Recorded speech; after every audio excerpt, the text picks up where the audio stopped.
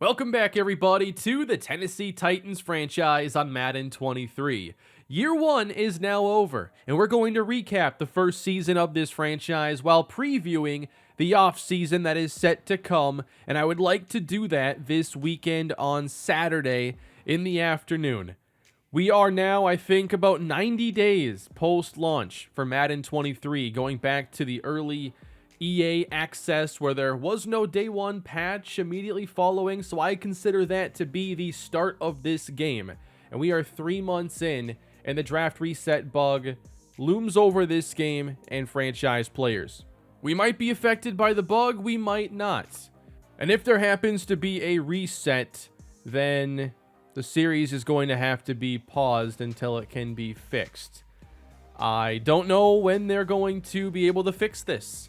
They know of the bug, they have publicly said they're aware of it, and I don't believe they would publicly acknowledge the bug if they didn't feel confident about fixing it. But yet here we are, still waiting for a fix. But I want this series to hopefully keep up its momentum, and I want to get on to Season 2 if we can as soon as possible. So, we're going to recap the season, talk about players, the team, stats, and everything, and where I see this team going forward, but much of this video is going to be focused on previewing the upcoming draft class. I chose Tennessee for this series because I thought it would be a very challenging team, and it certainly was, especially for the first 11 games or so of the season. It took forever for us to get our first win, and there were times where I wondered if there was a legit chance of us going 0-17. But I know a lot of these games look lopsided, but many of these games were close in the fourth quarter, and then a turnover happened and the other team gets a quick score, so it looks worse than it was. But we had a lot of winnable games in those first 11 and just could not connect on any of them. It wasn't until we made it to the Eagles game in week 13 where we started to actually put it all together. And the Bengals game, I feel, was a springboard for it because we were able to do some things offensively well in that game. We had a big second half, and from that point on, the turnovers started to come down a bit, and the interceptions were very much out of control.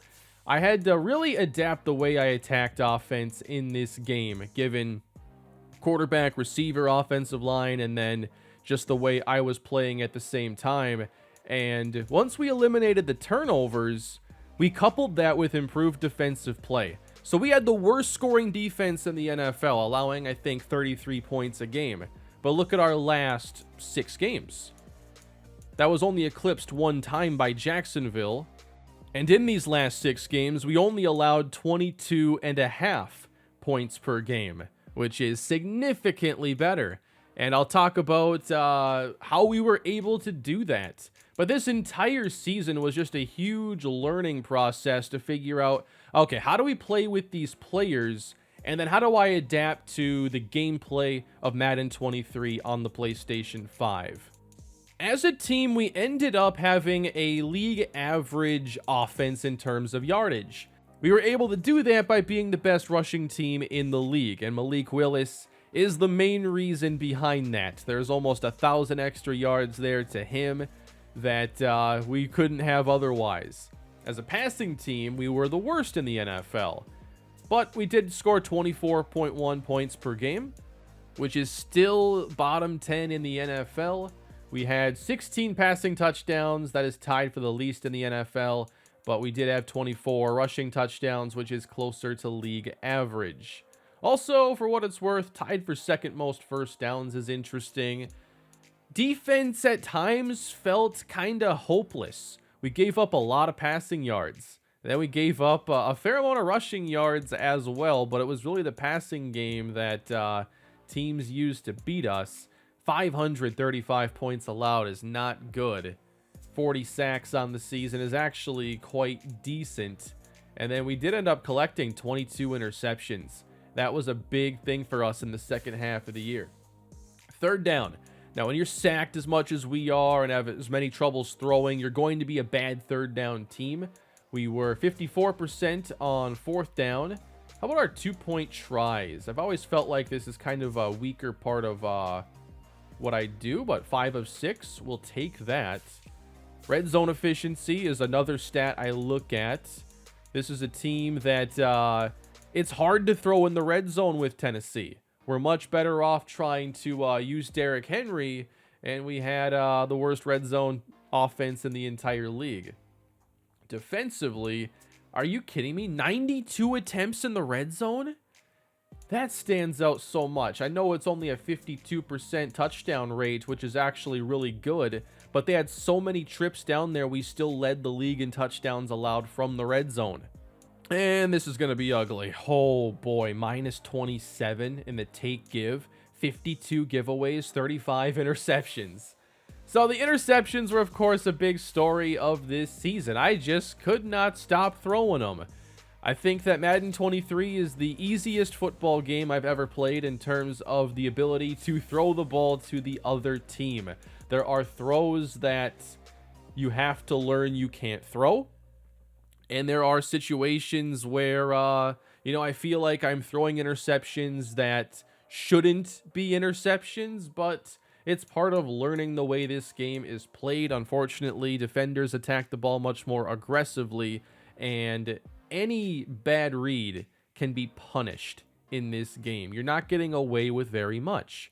There were a lot of multi-interception games, and ultimately, I think we only had one game this year where I did not throw a single interception. So obviously, the Ryan Tannehill starts did not go well, and the offense just didn't really have an identity outside of Derrick Henry. Malik Willis became the starter week 6, I believe it was, or week 5. It was against the Houston Texans, and I remember being confident going into that game. Oh, that was week 8? Okay. I was very confident going into this game, and ultimately was overconfident because I hadn't yet adapted the passing game. I was trying to run a very, what I felt was traditional pro-style passing game. A lot of throws across the middle, just trying to make, good reads, and ultimately, I wasn't making good reads, didn't have good protection, didn't have receivers that consistently got open, and we just had to completely change the way we throw the ball. A big help was throwing less. You'll notice here, the last 6 games, Malik Willis, 27 pass attempts here, 31 in this game against the Broncos, but after week 10, we never threw the ball 30 times again, and the interceptions did go down because we were throwing less, but also just playing it a lot safer. I wasn't calling passing plays that were going to ask me to go through a lot of reads. I wanted a lot of kind of one-read plays. I didn't want to have anything be remotely complex. I also went away from a lot of routes that have just given me problems. Comebacks, curls. I made it a point to not throw and have routes where the receiver was standing still, because I think Madden really favors the defense in those instances. If your timing isn't perfect and your receiver is standing still, that DB has the advantage. I want to throw it to moving targets in Madden. You have way more options when it comes to your ball placement. You can avoid defenders much more easily, and I think those throws end up being a lot safer. So there were no multi-interception games in this late stretch. I'm also particularly happy about how we played against the LA Chargers, considering their defensive front coming off of this 10-sack game had me pretty terrified, and I think I called one of my better games specifically here. Now, a big part of this season was getting to see how well Malik Willis would play, and if his ratings were good enough to become a starting quarterback at this stage. He was starting earlier than I anticipated him starting, but I was really impressed with his passing and his rushing. I felt like the accuracy at times, throws would get away from him. There were misses, but I never felt like, okay, this is not going to work with Willis. The rushing, of course, was phenomenal. Here is the single game record set by Malik Willis for a quarterback in the regular season. Oddly enough, Justin Fields just set that record days ago in the real NFL with like 174 yards. But this was a roller coaster ride of a game because I threw 2 of the worst interceptions of the season, broke that record with Willis, and then had to bench him late because he could not throw accurately anymore. And then Ryan Tannehill almost had us win that game. Willis ends up throwing for 12 touchdowns and 21 interceptions, 59% complete, and only 138 yards a game, 298 pass attempts. He did run for 980 yards. I kind of wanted to make it a point to get him to 1,000, but in that last game, I just kind of lost track and wasn't thinking of it. So he only gets to 980. But I loved playing with Malik Willis, and I loved designing the offense around him. It took me back to the Minnesota Dynasty, where I ran so much pistol there, and I built a scheme around a mobile quarterback in Andy McKenzie, and I felt like I was doing a lot of that here for the first time, and now what has been many years. I love the pistol offense. I still think that it's the most versatile offense that there is because of what it allows you to do in the running game. And now we're doing that here in Madden, and it's a lot of fun. If you want to download my playbook, by the way, on the PlayStation 5, look up Titans V1. It's up there if you want it. One of my goals this season was to lead the league in carries with Derrick Henry, and we were successful in doing that. 330 yards for Derrick Henry, and thankfully he stayed healthy all season. This offense without him, I can only imagine.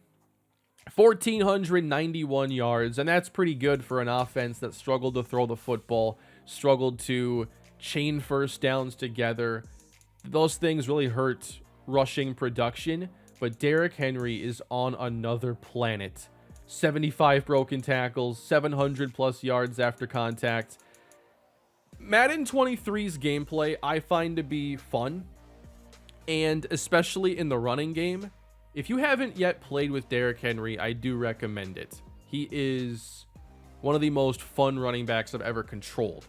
There weren't a lot of carries going to the depth running backs, but Hassan Haskins looked good in that final game, and Julius Chestnut became kind of a 2-minute drill running back for us. And I like his skill set. I think he could have a role going forward, and we'll talk about running back more once we get to the draft portion of this video. But I like that he has a little break tackle, pass catch ability. 68 for running back is usable. And then a little bit of elusiveness in his game as well. I think that he's a really good developmental running back. And he ended up carrying the ball 26 times for us. I didn't want to run a ton with him. Rather, I wanted to throw him the ball, and we did so 24 times. 26 catches for Derrick Henry, so that would make it 50 plus 2 more to Hassan Haskins. I've always wanted to involve my running backs in the passing game more, but I struggle to find the plays to really do it effectively, I guess. My idea of using running backs in the passing game is not always in the screen game. I want them running routes. Treylon Burks was our leading receiver this season, 1,000 yards and 3 touchdowns. 82 catches for him, and really, I felt like he was good from the moment we began using him, and I thought it would be much more of a project, because Treylon Burks, on paper, really is not a good receiver as a rookie. His route runnings aren't there, he's not an overwhelming athlete, his release is low, but it still worked. The catch in traffic, I think, showed up. I think some of the run after catch allowed him to have some success. And if he's this good with these ratings, with more development, he could be really dangerous. But he does have normal development, and that's something to keep in mind. I really thought that Robert Woods was going to be a high volume target for us, and despite him being easily the best route runner on the team and having so many good ratings, I found it difficult to use him the way I wanted to. I didn't feel like he was getting open as much as I would like. I don't know if that's the speed acceleration. I mean, maybe it was just the way I was calling the offense, because 91 short route running is an elite trait, and I feel like we could have gotten way more out of Woods. Now, he's on a 3-year contract, and he's due a lot of money going forward. Oh, it's a 4-year contract. Man, that's how desperate Tennessee was. They had to give a 4-year mega deal, basically. Well, not a mega deal, but I mean, it's a very sizable contract to a 30-year-old receiver coming off a torn ACL. That contract could be a problem for us. We'll talk about that more in a little bit. Nick Westbrook-Ikhine, the late season hero for this offense, who is the reason we beat the Dallas Cowboys and had so many of those big plays down the stretch. I'm going to go slot with him, actually. Westbrook-Ikhine is an interesting player. I felt like he did a good job of creating second-level separation with that medium route running. He's a solid complementary receiver. I just don't know that we're in a position to be able to bring him back because of our cap situation. Even like $5-6 million, that is a lot considering what we have at the moment. Austin Hooper, early in the season, had a nice role, and I really started to just kind of not look his way with Malik Willis as the quarterback. All of his best games were with Ryan Tannehill, and there were many games where he just did next to nothing and had under 20 receiving yards. Kyle Phillips, I felt like when he was out there, he was a player who was at least intriguing. And then Shiga Okonkwo, 16 catches. I feel like I focused on him so much. He only had 16 catches, though. 3 of them went for touchdowns, and I did use him in a lot of ways. He was the pitch man in the triple option. He was an underneath catch and run threat, but also I sent him vertically down the field because of that speed. He's raw, but I think that there are a lot of good signs looking ahead to the future with him, and I want to keep incorporating him into this offense. I did make a move mid-season for Denzel Mims, but he was really not creating separation, and that makes it really difficult to get a receiver production. So I think we have him for another year, but he's definitely going to be battling for a spot in camp next year.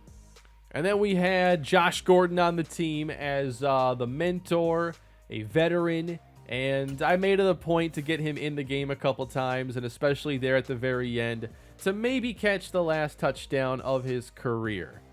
The offensive line was a weak point for us, but we did get a lot of experience for Nicholas Petit-Frere at right tackle, and there were a number of growing pains along the way. He was a third-round pick, I believe, mid-60s overall, so was starting him ideal? No, but this team didn't really set themselves up to do much better. Defensively, we had 3 players with 100 tackles, and Zach Cunningham has 166, 9 tackles for loss, 4 sacks, and an interception. He was a very productive player for us. I'm not sure he's really going to be part of our future plans because he's a good run defender, an effective blitzer, but we do need to get more out of our linebackers, I think, in coverage. And again, this is a big cap situation for us, and there are going to be some contracts this year that I want out of. Kevin Byard was a player that I thought would make more of an impact, and I'm trying to call the defense in a way to where the safeties do get targeted more, or at least have chances to make plays. He made a couple in that Cowboys game, and that was a lot of fun. He had 2 interceptions, 1 was a pick 6. But the story of this defense to me was the development and breakouts for Christian Fulton and Caleb Farley. These guys got picked on early in the season, but it really felt like by the end of the year, this became a really scary cornerback tandem. And Christian Fulton's going to be a Pro Bowler this year, much deserved, with his 8 interceptions. And if we see when those came up, it was actually throughout the season, every other week for a while, and then 3 more here at the tail end. And that's along with deflections seemingly every game. He was not a cornerback to be attacking. And eventually, Caleb Farley became kind of the same thing. He had 6 interceptions of his own, 18 more deflections. Late in the season, Caleb Farley played so well. And I think that's a big reason why we were able to win these games. We no longer were giving up the same big plays and the same consistency through the air. If you look at just the interceptions for Farley, they all came in week 9 or later. And if you look at his deflections, most of these come in the late season games as well. But this team certainly needs way more pass rush. Jeffrey Simmons can only do so much on his own. He did miss a couple games for us this season as well, and we really felt the loss when he wasn't out there. But Ola Adeniyi did have 8 sacks of his own. I felt like he was very inconsistent though. I think he was able to convert on the majority of his pressures to create sacks, but he wasn't always a consistent pressure guy, if that makes sense. Still, he's a good complementary pass rusher who's going to probably be somebody we try to bring back, but it hasn't worked to this point. Bud Dupree, 6.5 sacks. He shows up every once in a while, but I don't think this was a great signing for Tennessee, and this is another contract that if we have an out, I'm going to look to take it. This is too much money. Danico Autry, I felt like, was pretty effective. Zach Cunningham as a blitzer. Rashad Weaver, a little bit underwhelmed with him. Elijah Molden as the slot. I think he is solid. 3 interceptions, 4 deflections. Good player, but somebody we could still try to push with future additions. And going down the board, you have a few more decent contributors this year, but really the standouts are in the secondary. We'll take a quick look here at the league leaders, and Tom Brady is the league leader in passing yardage. Trevor Lawrence in touchdowns, and he could not get to 50 because of us. Malik Willis sadly leads the league in interceptions.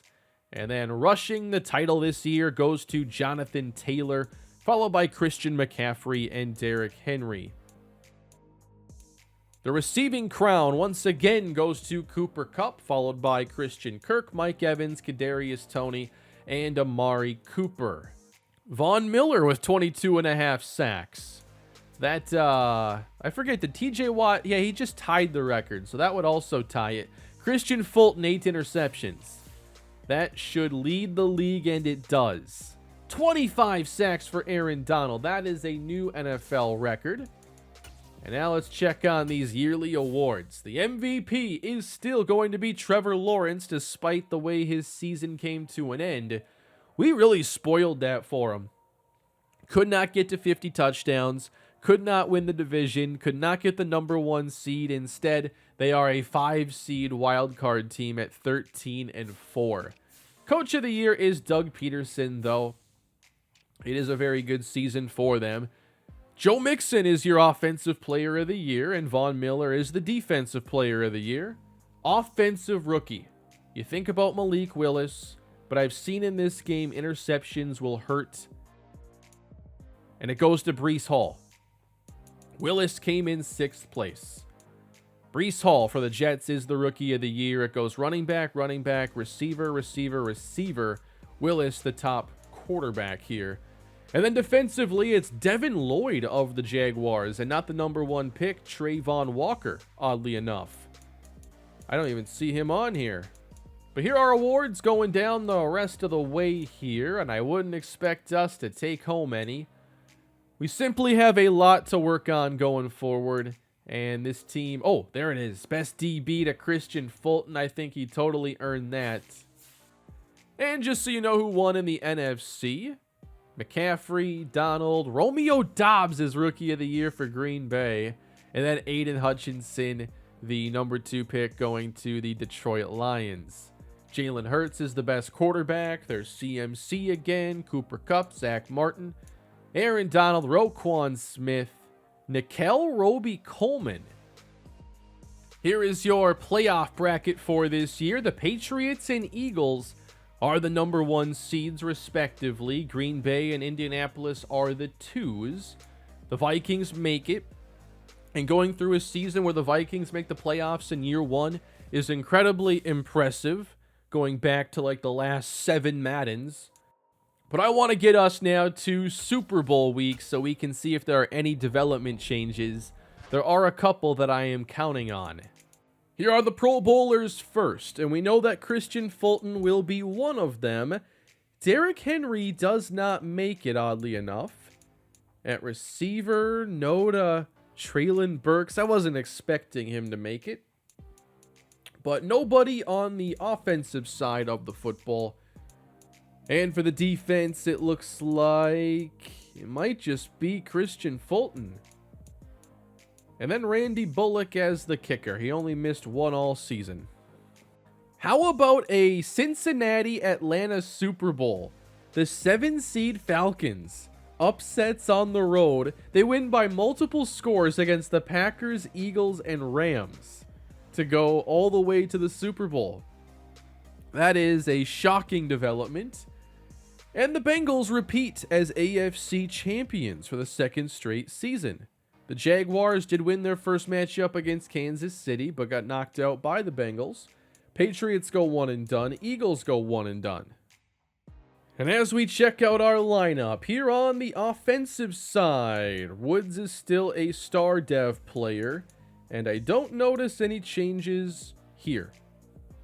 On the defensive side, Caleb Farley to superstar, Christian Fulton to star.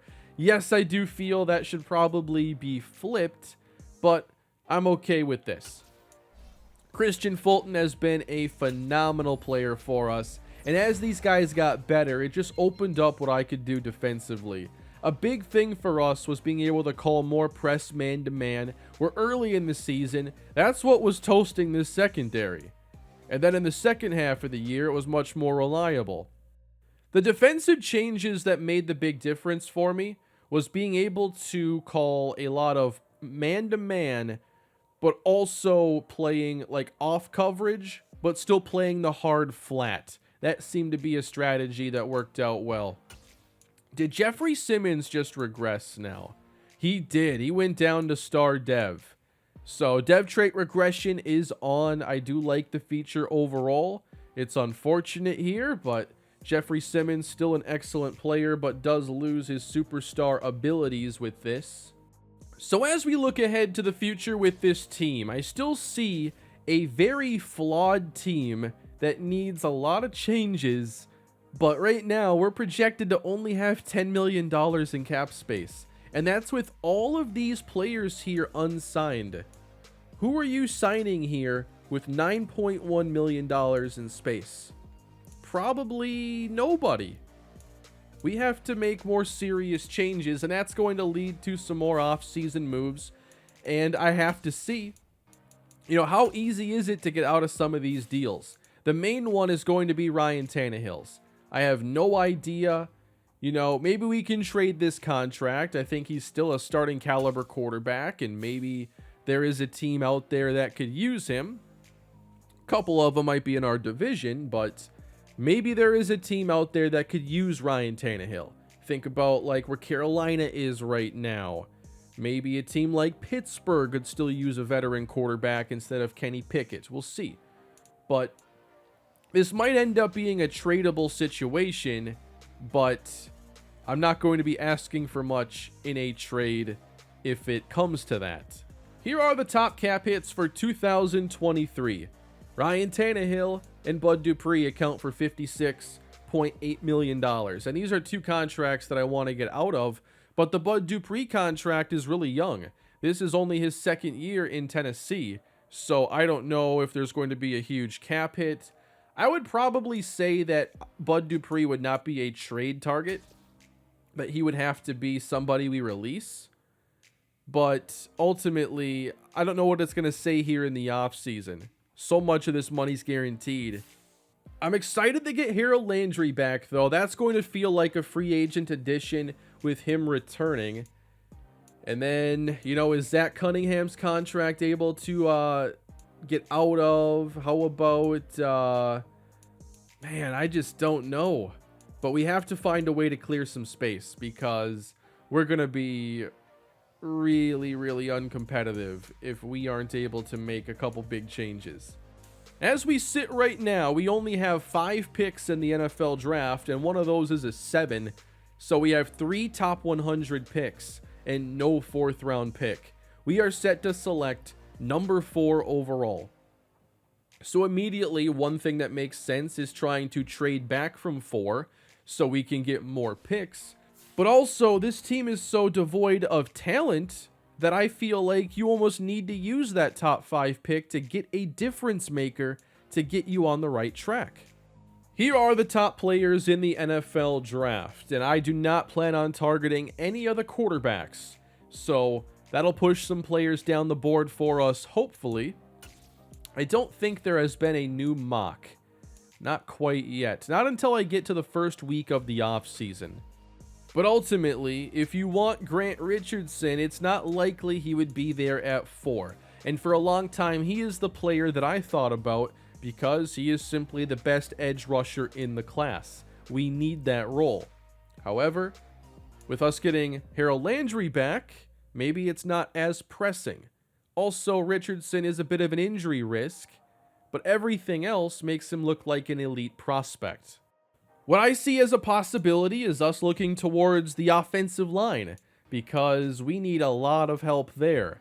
And if we can go get a franchise caliber tackle, that'll help fix this O-line problem. However, Edward Burney is a player who looks to have injury concerns as well, and is not necessarily a great pass protector. He's a better run blocker, possibly. What about Everett McLeod out of Stanford? Well, 22 years old, decent athlete. He has C pass block and C to F injury. So are these tackle prospects even worthy of a top 5 selection? I'm not really convinced. Well, what about the receiver situation? Obviously, we are going to be in the market for a playmaker, and Marcus McAllister is one of the biggest draft risers throughout the entire process. 6'3", 234.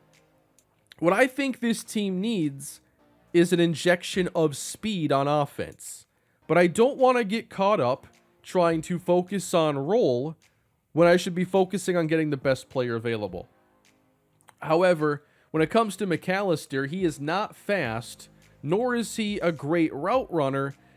I think Madden has gone way overboard with these playmaker archetype receivers, all because Deebo Samuel had a really, really good year playing running back and receiver for San Francisco. So now we have so many prospects like this who are just running backs in disguise. All right, so if you're not thrilled about tackle or receiver, what about corner? Chris Ware. Do you make him a top 5 pick when he's a one-dimensional player that doesn't do well in press coverage? I don't see it. The more I look at this top 10, the more I feel like trading down is maybe one of our best options, because one of the first players that really impresses me is going to be Dominic Porter, and he's projected to go at 12. 6'1", 270, interesting build there for an end.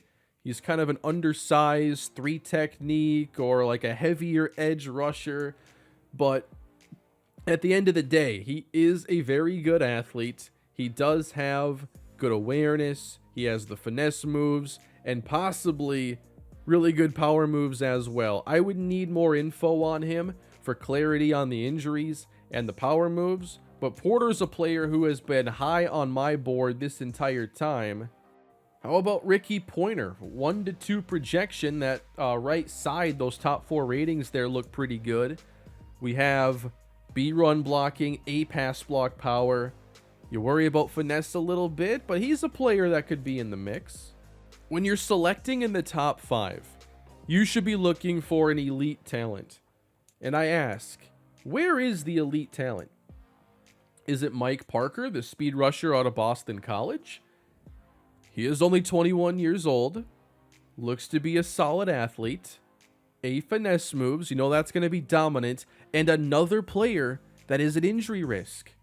So far as I've gone through players, we do have 74 on the board, so I have spent a fair amount of time on this, and there are a lot of quarterbacks here on the board, but a lot of those were scouted earlier in the season when we didn't have the data on Malik Willis, but now I think that the only one I'd be really looking at is maybe an Alan Kirkpatrick or a Danny Cole or something as a backup. Now, running back is something, I'm always going to look at it. I can't help myself. I have a problem. However, we really don't have the picks to be even trying to think about, like, okay, who replaces Derrick Henry? That's just not a problem you try to solve in this offseason. And unless you can take a day 3 guy. But even then, just picks are so premium for us right now. Taking a running back would really just not be a good move for us. Brian Holmes, though, day 3 projection. Good athlete, especially for day 3. B break tackle, C spin move. Maybe a couple things to work with here. He's a player I've had on the board. There are some earlier round guys, but they're really just not going to be in the plans for us. At receiver, I really want to add speed, but I also don't want to have tunnel vision and focus on, roll over raw talent. Johnny Cheeks, though, is a player that would fit what we're looking for. Whether it's free agency or the draft, I do want to keep an eye on speed at running back and receiver.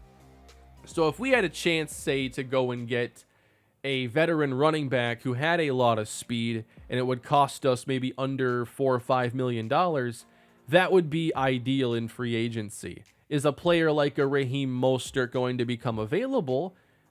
Usually I think you get at least 1 or 2 options that fit that.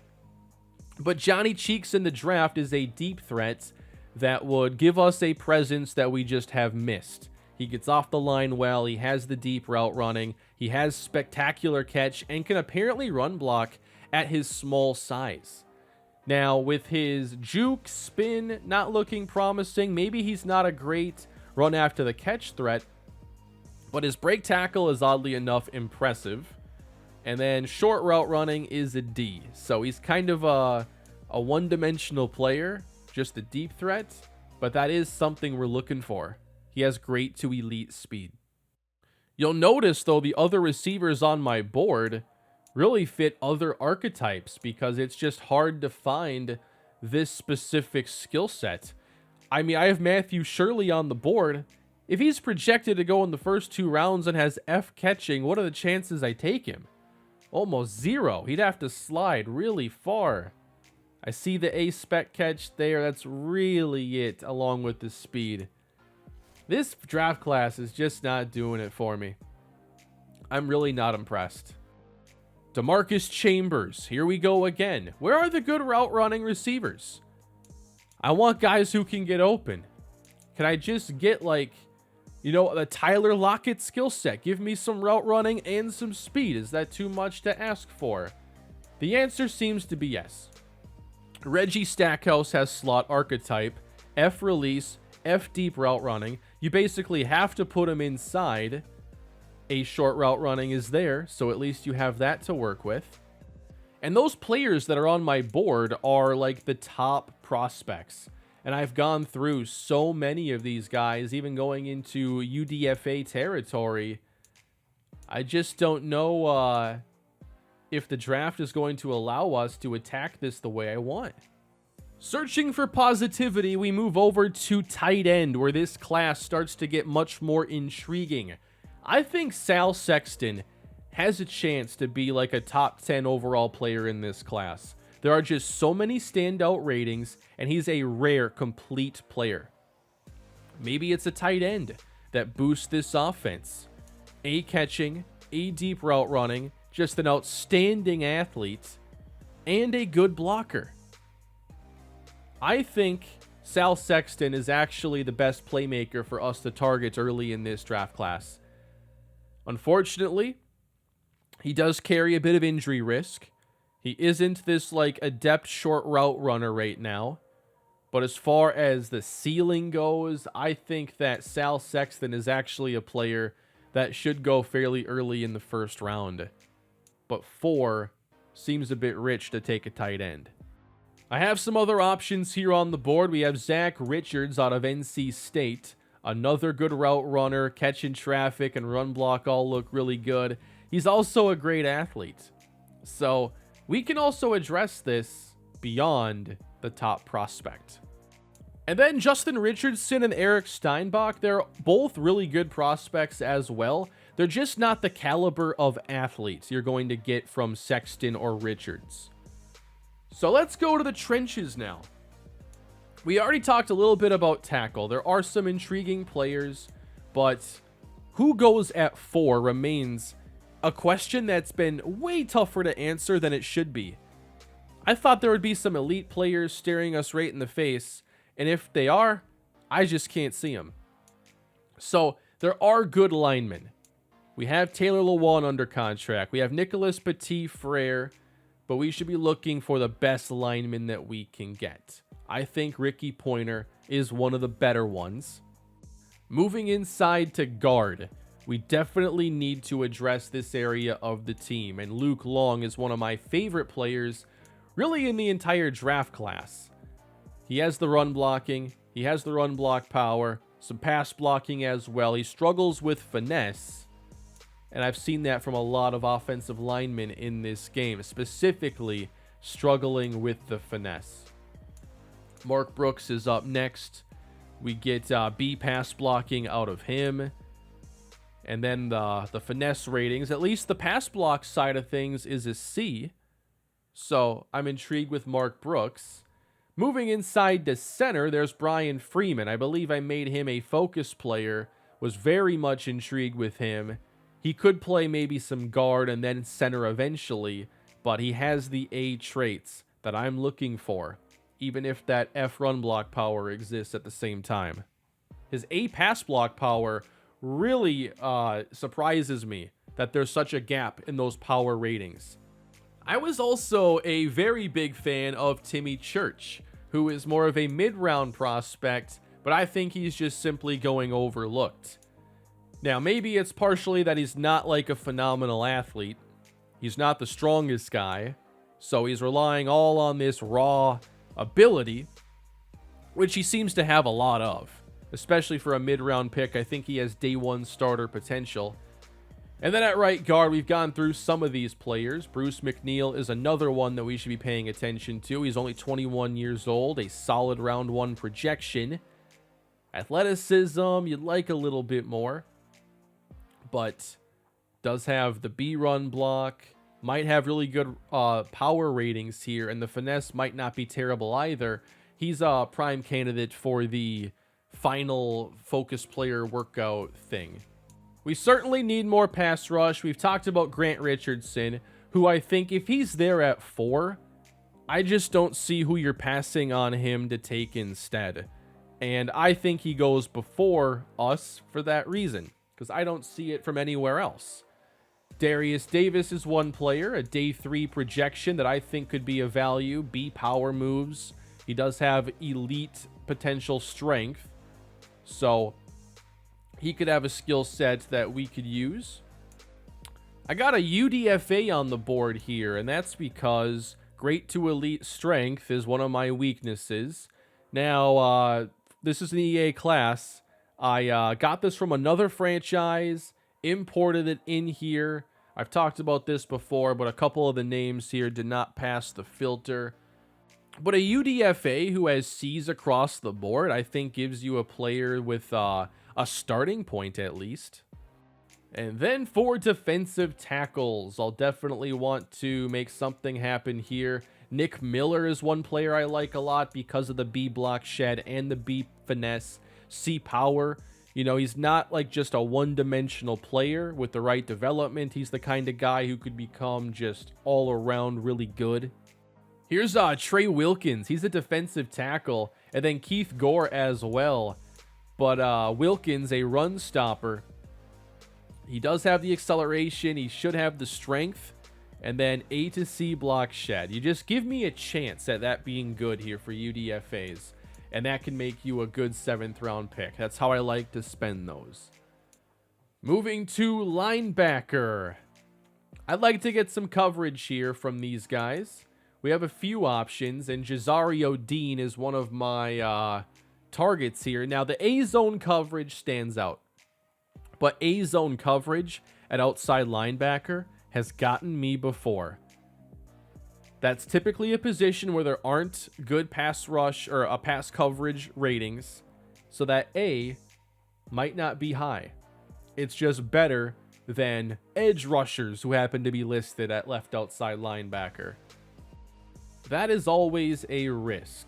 If we go to the middle linebackers, where it's usually more trustworthy, we have a couple day 3 targets.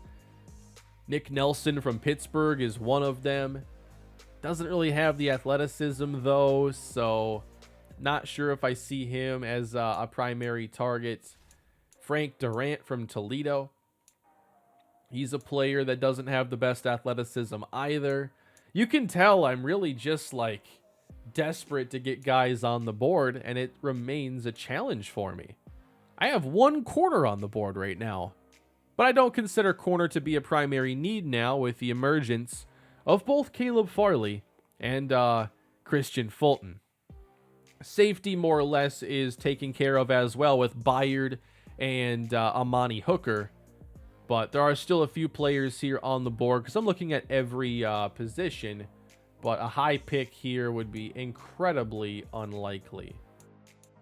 Okay, one player I'm going to be adding to the board here is a running back. Kareem Gordon out of Houston. He's 6 foot, 220 pounds. He is a lot better athlete, at least in terms of acceleration and speed, than many in this class. He does have good stiff arm, carrying, catching, maybe some break tackle. I'll put him on the board.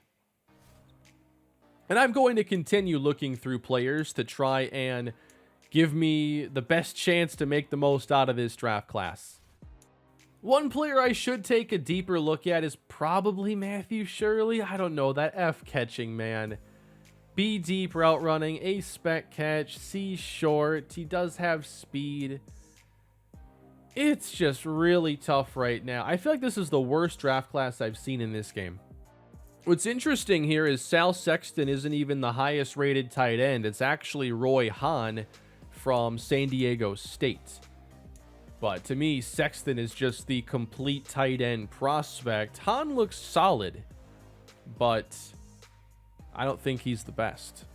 So given the state of this draft class, doesn't it seem to be like a little more important for us to maybe find a couple of these solutions in free agency? Maybe that's where we go and add some speed to our offense so we're not focused on it here in the draft. Like, if we can upgrade our offensive line and our defensive line in the draft, I think that would be a success. And maybe get a player like Sal Sexton. That might be the plan. Do we stay at 4? Do we trade down? I mean, right now, it's just hard to find somebody at 4 where it's like, man, I'm so glad we can take him here. Trading up is pretty much out of the question. This team has way too many needs to have less picks than we already have.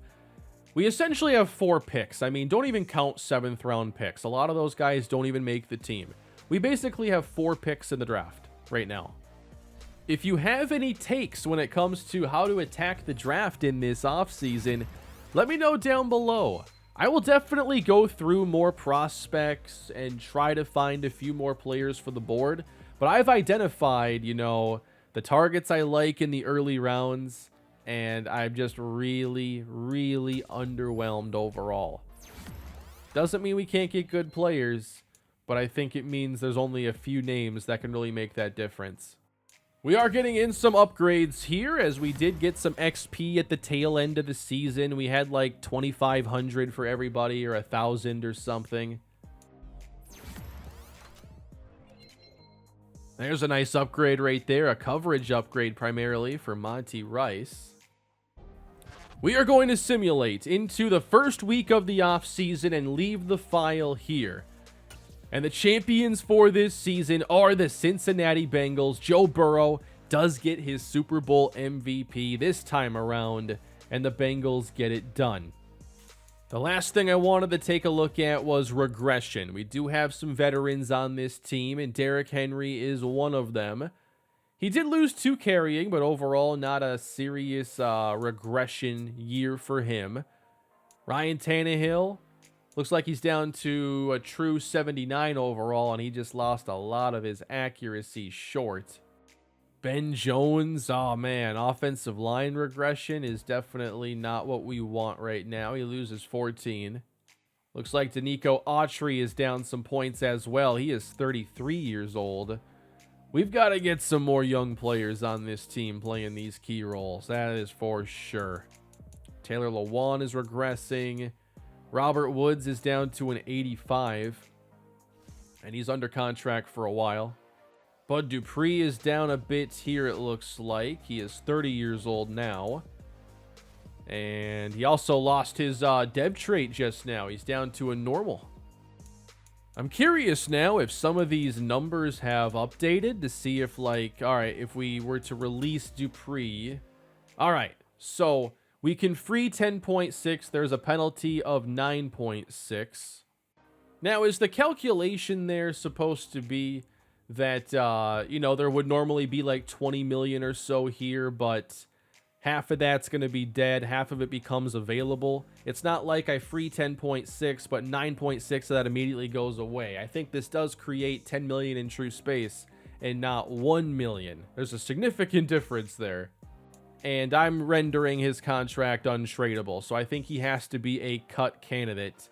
And I almost wonder if the same has to be said here for old Ryan Tannehill. And okay, he is cuttable. I do not think anybody would trade for Tannehill at his cap number, so I'm probably going to say we're not able to trade him either. And if I was, it would literally be for like a day 3 pick. So I think both are going to end up being cut for us. And then if we need more space, you know, I don't think Robert Woods could really be cut this year. Oh, not much of that was guaranteed. We could cut him. I think it all depends on who ends up being available. If there's something else we can do with that money, if there's a wiser way to spend it, we need to be active in free agency in that case. Taylor Lewan is a player, though, that I think is actually more of a trade target, especially if we like the tackles in this class, because we could replace him with a potential rookie. None of his money right here is guaranteed, so we can get out of this contract as well. Zach Cunningham, I'm not fond of his contract, but I think that he's still effective, and I don't think the $7 million means enough for us.